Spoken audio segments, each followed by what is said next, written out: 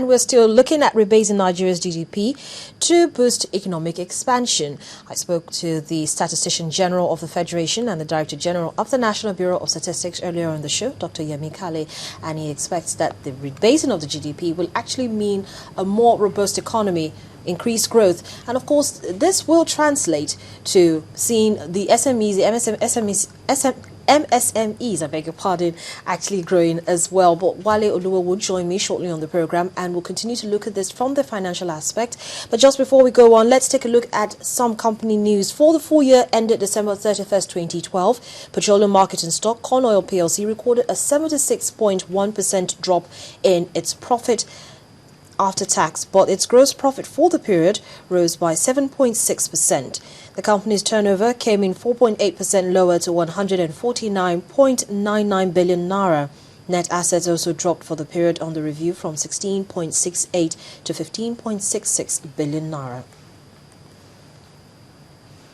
As I said, our focus on the program today is the rebasing of Nigeria's GDP by the National Bureau of Statistics, and I spoke with the Statistician General earlier on in the show, and he actually believes that the rebasing of the GDP will boost the nation's economy. But I'm being joined now by financial analyst Wale Oluwa, and we'll be looking at how this will actually affect the financial markets. Thank you so much, Wale, for joining us this morning. Thank you for having me, Harriet. I'm very sure you listened to my conversation with the Statistician General. Now, do you agree with the DGA on the reasons for rebasing of the GDP?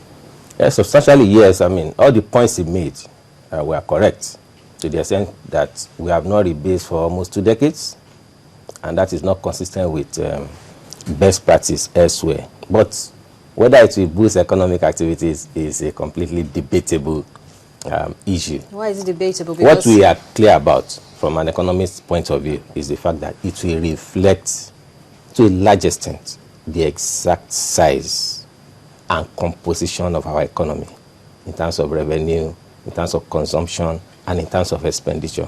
But whether it will boost the economic growth, it's not going to be a direct effect of this rebasing. It can be an indirect to the extent that, I mean, if we rebase now, and it's either we are so close to South Africa's economy or we surpass it marginally.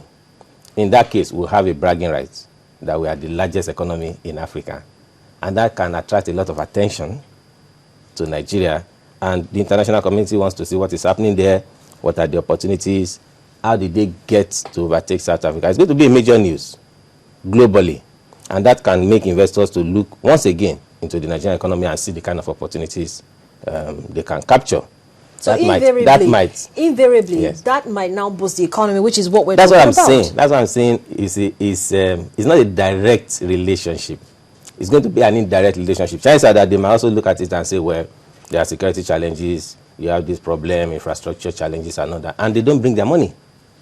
But the kind of money we would want them to bring that I believe will be sustainable is the money that they will use to come and invest in Nigeria here. Not hot money. Those kind of hot money that goes into the Nigerian Stock Exchange, goes into buying federal government bonds and the rest of them. Those are not the kind of money you need on a sustainable basis, because those are monies that comes into Nigeria because of the double-digit interest rate that we are having now.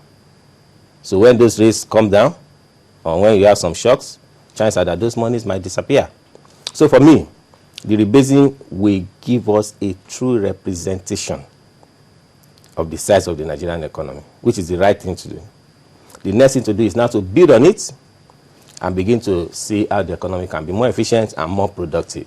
I think that is the challenge for us if we really want to take advantage of this rebasing in the medium to long term. Well, most analysts that, a cross-section of them actually said that the upward adjustment of the GDP will allow the government to achieve its medium-term objective of narrowing the federal budget deficit to probably 1.1% of GDP. Nominally. By 1.1%. Yes. Now, would this not encourage the government to push up spending? And invariably, that would affect what the Central Bank of Nigeria is trying to guard against, the increase in our headline inflation. Let me start by saying the rebasing, conceptually, will not put money in the hand of government. So if government revenue was maybe $34 billion, hypothetically, it will still remain at $34 billion. So the fact that you have rebased the economy does not mean you have earned more money and then you can spend more money. If you rebase and you start spending, then that means there is somewhere you need to go to be borrowing money to sustain those spending. So that's why I say rebasing is not to boost the economy directly. It's to represent, it's to give a true representation of the economy, and then we work on how it will boost the economy.